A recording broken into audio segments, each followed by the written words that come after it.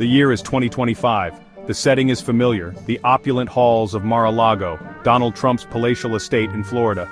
The occasion, a news conference that sent shockwaves across the globe. Trump, back in the spotlight as president-elect, held court, his words a potent mix of ambition, grievance, and defiance. The world watched, captivated and bewildered as Trump, in his signature style, laid out his vision for America's future. Trump's return to the political stage was nothing short of triumphant. Trump's interest in expanding America's territory was clear, with Greenland as a focal point.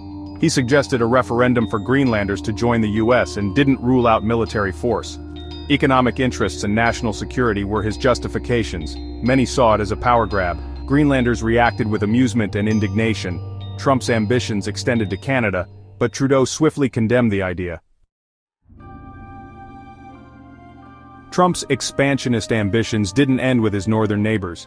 He also turned his attention southward, towards the Panama Canal, a vital waterway connecting the Atlantic and Pacific Oceans.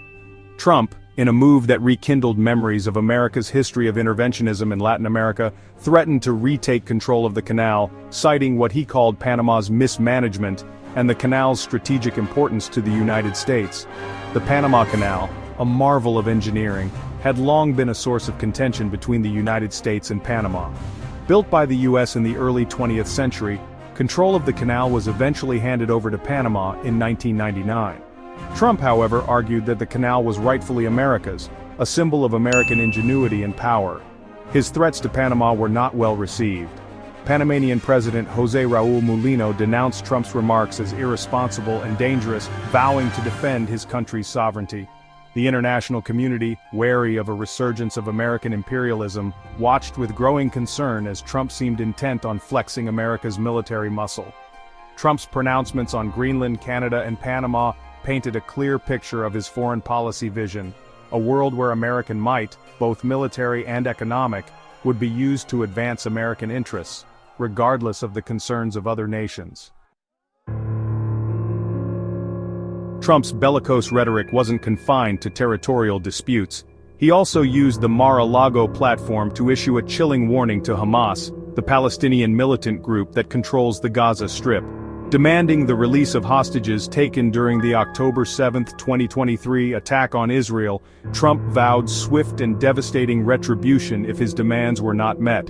All hell will break out in the Middle East, he warned, his voice laced with menace. The hostage crisis, stemming from a surprise attack on Israel that resulted in the capture of numerous civilians, had deeply shaken the region and beyond. Trump, seizing on the issue, positioned himself as a strong leader, unafraid to use force to protect American interests and those of its allies. Turning his attention to the ongoing conflict in Ukraine, Trump criticized President Biden's handling of the war, accusing him of weakness and indecision.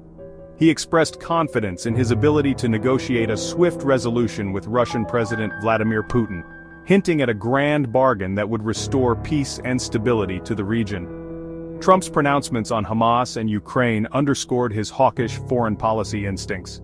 His willingness to use military force, coupled with his disdain for diplomacy and multilateralism, raised serious concerns about the potential for escalation and conflict during his presidency. Section 5, January 6, Pardons and Lingering Grievances. While foreign policy dominated much of the news conference, Trump didn't shy away from addressing domestic issues. He reiterated his promise to issue major pardons to those convicted in connection with the January 6, 2021, attack on the U.S. Capitol, a move that had drawn sharp criticism from those who saw it as an assault on the rule of law. Trump, however, remained defiant, framing the January 6th rioters as patriots who had been unfairly persecuted by a vindictive political establishment. His decision to pardon them was, in his view, an act of justice, a way to right the wrongs of the past and heal the deep divisions within American society. Trump also used the news conference to air his own grievances, relitigating past battles and lashing out at his perceived enemies. He railed against the legal cases brought against him, accusing his opponents of engaging in a witch hunt designed to silence him and prevent his return to power. His words, laced with bitterness and resentment, betrayed a deep sense of grievance and a belief that he was a victim of a vast conspiracy. Trump's pronouncements on January 6 and his own legal troubles served as a stark reminder of the deep polarization that continued to grip American society. His words, far from healing the divides, seemed likely to further inflame tensions and deepen the sense of distrust between Americans. Section 6. A billion-dollar handshake, Trump's economic vision. Amidst the geopolitical posturing and domestic grievances, Trump also found time to tout his economic plans. He announced a major investment by Emirati billionaire Hussein Sajwani, who pledged to pour $20 billion into building data centers across the United States to support the development of artificial intelligence.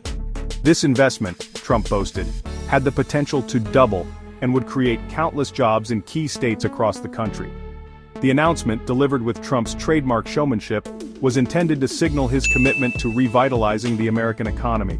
He promised to slash regulations, unleash American energy production, and bring back manufacturing jobs that had been lost to foreign countries. His message, clear and simple, resonated with those who felt left behind by globalization and yearned for a return to a bygone era of American economic dominance. Trump's economic nationalism, however, raised concerns among economists who feared that his protectionist policies would lead to trade wars and harm the global economy. His focus on deregulation was also met with skepticism by environmentalists who worried about the impact on climate change and the environment. Section 7. The world reacts. A chorus of concern and condemnation. Trump's pronouncements at Mar-a-Lago reverberated across the globe, eliciting a mixture of shock, disbelief, and condemnation. World leaders, many of whom had breathed a sigh of relief when Trump was voted out of office in 2020, watched with growing trepidation as he seemed poised to return to the world stage with a vengeance. The international community, still reeling from the COVID-19 pandemic and grappling with the challenges of climate change and geopolitical instability, had hoped for a period of calm and cooperation. Trump's return to power, with his unpredictable nature and his disdain for international norms, threatened to upend the global order and usher in an era of uncertainty and conflict. Newspapers around the world ran headlines expressing alarm and dismay. "The return of the bully," declared one prominent European newspaper. "Trump's dangerous game," warned another. Editorials condemned his reckless rhetoric, his disregard for international law, and his willingness to use force to achieve his goals. The United Nations, already grappling with a multitude of crises, expressed deep concern about Trump's statements, urging him to exercise restraint and to work within the framework of international law. The European Union, long a target of Trump's ire, issued a statement calling for dialogue and cooperation, but also warning that it would not hesitate to defend its interests. Section 8. A glimpse into the future. What Trump's words foretell. As the sun set on Mar-a-Lago, casting long shadows across the manicured lawns, the world was left to ponder the implications of Trump's pronouncements. His words, a potent mix of ambition, grievance, and defiance, offered a glimpse into the future, one that seemed fraught with peril. Trump's return to power, fueled by a potent cocktail of populism, nationalism, and resentment, had ushered in an era of uncertainty and instability. His willingness to challenge the established order, to upend norms, and to disregard the concerns of the international community threatened to unravel the fragile fabric of global peace and cooperation. The world watched, captivated and horrified, as Trump, the ultimate showman, once again took center stage.